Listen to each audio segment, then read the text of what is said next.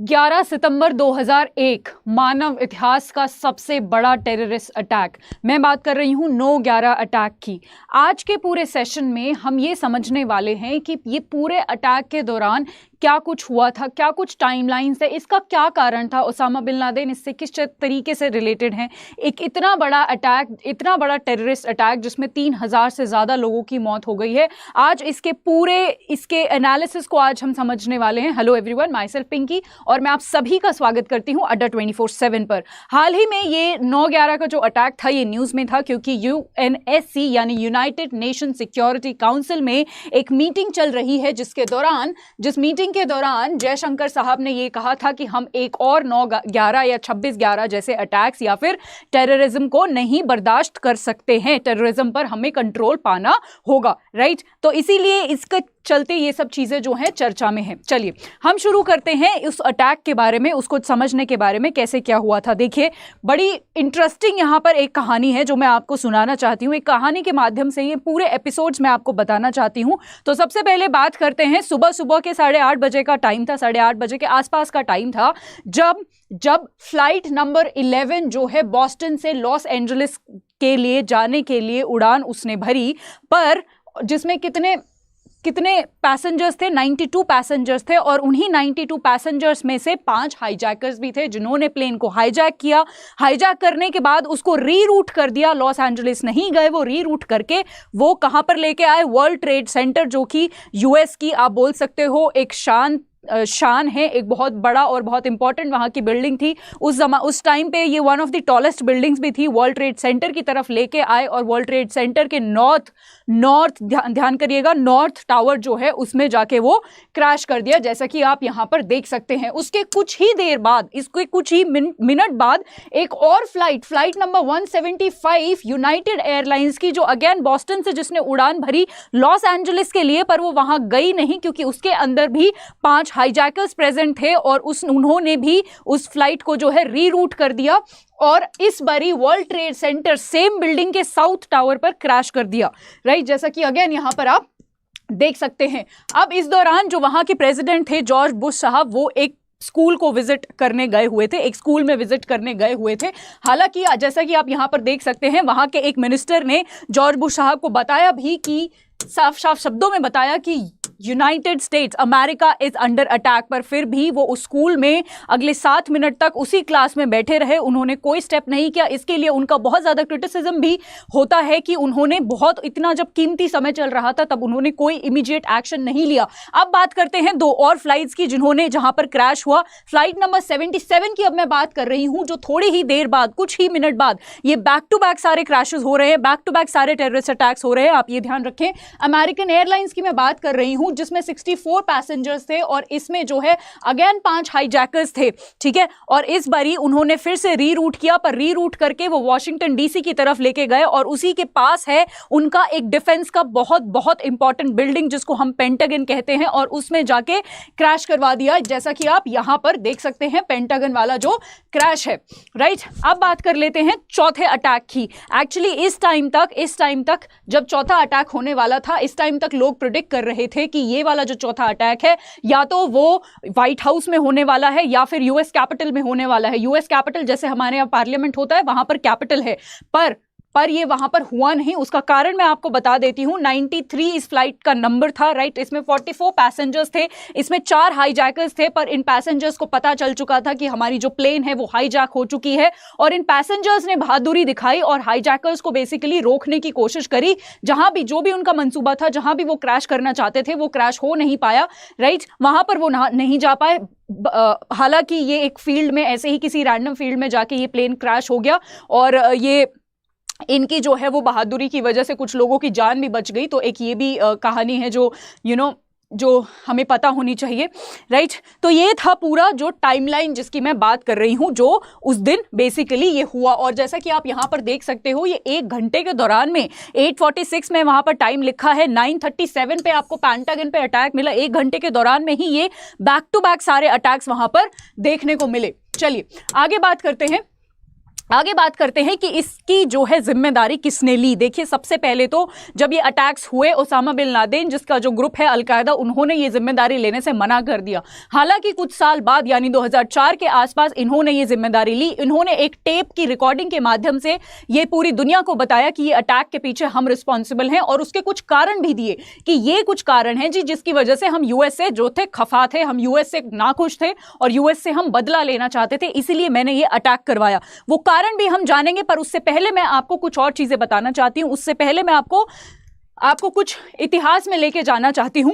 देखिए, Osama bin Laden जो है वो इस टाइम पे जो है अफगानिस्तान में बेसिकली आप बोल सकते हो छुपा हुआ था, आप कह सकते हो। तो क्योंकि अफगानिस्तान की थोड़ी सी हिस्ट्री यहाँ पर रिलेटेड है, मैं आपको थोड़ा सा पीछे लेके जाना चाहती हूँ। और अब मैं बात कर रही हूँ 1973 1973 की, जब अफगानिस्तान में कम्युनिस्ट पार्टी थी। और कम्युनिस्ट पार्टी के दौरान आप यहाँ पर देख सकते हैं, कम्युनिस्ट पार्टी ने जो वहाँ के जो लोग थे जो धर्म पर विश्वास करते थे, जिनको हम इस्लामिस्ट कहते हैं, उन पर क्रैक डाउन किया, उनके अगेंस्ट गए वो, राइट।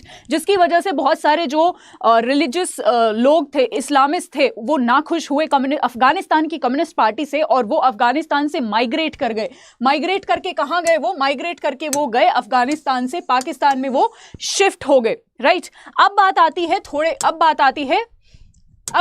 है कोल्ड वॉर की, राइट। ये जो मैंने अभी दिखाया इसकी बात मैं आगे करूंगी, पहले मैं कोल्ड वॉर की बात कर लेना चाहती हूँ। अब बात आती है कोल्ड वॉर की, जहां पर आपको पता है रशिया और यूएस दोनों के अगेंस्ट में थे। अब इस टाइम पे इंग्लिश यानी ब्रिटिशर्स और जो आप बोल सकते हो अमेरिका के जो लोग हैं, उनको ये बात बर्दाश्त नहीं हो रही थी कि रशिया जो है वो अफगानिस्तान जैसी कंट्रीज में अपना इन्फ्लुएंस बढ़ा रहा है।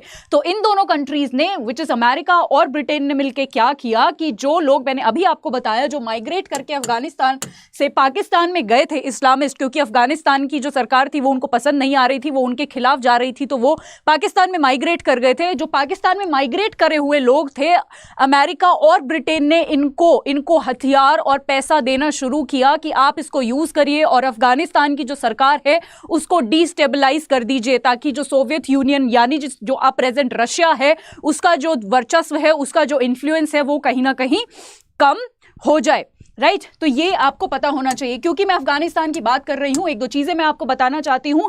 आज के टाइम में कमला हैरिस का आपने नाम सुना होगा, जो अमेरिका में जो लीडर हैं, मिनिस्टर हैं। उनसे पहले मैं आपको बता देना चाहती हूं कि जितनी भी हमारे यहाँ पर मुस्लिम कंट्रीज हैं वो बहुत हद तक बहुत रिच, बहुत ज़्यादा ओपन माइंडेड और बहुत ज़्यादा फ्लरिश्ड हुआ करती थी। अभी कुछ सालों से आप बोल सकते हो कि जो मुस्लिम कंट्रीज़ हैं उन पे डेफिनेटली वो बहुत ज़्यादा नीचे वो गिर गई हैं, बहुत सारे पैरामीटर्स की अगर हम बात करें, वरना बहुत अच्छे वो होते थे। ऑफकोर्स उनके लीडर्स की वजह से, उनकी सोच की वजह से, उनके रूल्स, उनके लॉज की वजह से। यहाँ पर मैं एक बहुत अच्छा एग्जाम्पल आपको देना चाहती हूँ। अफगानिस्तान में ये जो लेडी थी, she was deputy chairman of the president of the revolutionary council, ये अफगानिस्तान में थी, अनाहिता इनका नाम था, राइट। तो मैं सिर्फ आपको ये बताना चाहती हूँ कि अभी भी हमारे यहाँ पर एक टैबू है कि अगर कोई फीमेल जो है वो मिनिस्टर बन जाती है तो उसको बहुत अच्छे से नहीं वो वेलकम करा जाता। अफगानिस्तान में इतने सालों पहले शी वॉज देयर, वो थी मिनिस्टर, वो बनी थी मिनिस्टर। और अगर आप अब प्रेजेंट अफगानिस्तान की हालत देखो तो आप यहाँ साफ साफ देख सकते हो ये तब की हालत है और ये अब की हालत है कि किस तरीके से वुमेन को ट्रीट करा जाता है, किस तरीके से स्पेशली तालिबान आने के बाद वुमेन की क्या दुर्दशा वहां पर हो रही है। तालिबान से पहले भी बहुत अच्छे तरीके से राइट्स नहीं मिलते थे वुमेन को, और अब तालिबान के ऑक्यूपेंसी के बाद तो बहुत ही बुरी दुर्दशा हो चुकी है अफगानिस्तान के फीमेल्स की, राइट। चलिए अब आगे बात कर लेते हैं। हाँ जी, तो मैं बात कर रही थी कि इंग्लिश ने यानी ब्रिटिशर्स ने और किसने, यूएस ने उनको हथियार और पैसा देना शुरू करा और उन लोगों ने अफगानिस्तान की जो सरकार है उसको डिस्टेबलाइज करना शुरू करा, और उन्हीं लोगों को हम आज के टाइम में मुजाहिदीन बोलते हैं, राइट।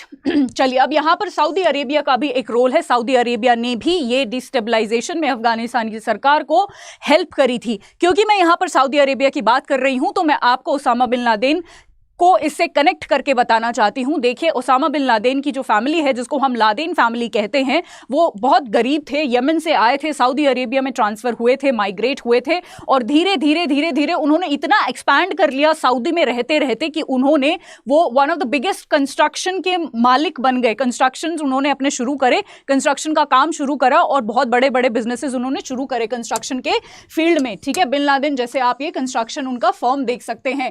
आपको एक और फैक्ट और एक इंटरेस्टिंग बात बता दूं, मक्का मदीना का जो कंस्ट्रक्शन का रेनोवेशन है वो भी आप बोल सकते हो लादेन कंस्ट्रक्शन ग्रुप ने ही किया है। मैं ये नहीं कह रही कि ओसामा बिन लादेन ने किया है, देखिए फैमिली ट्री में बहुत सारे लोग हैं उनके, राइट, तो किसी ने किया होगा।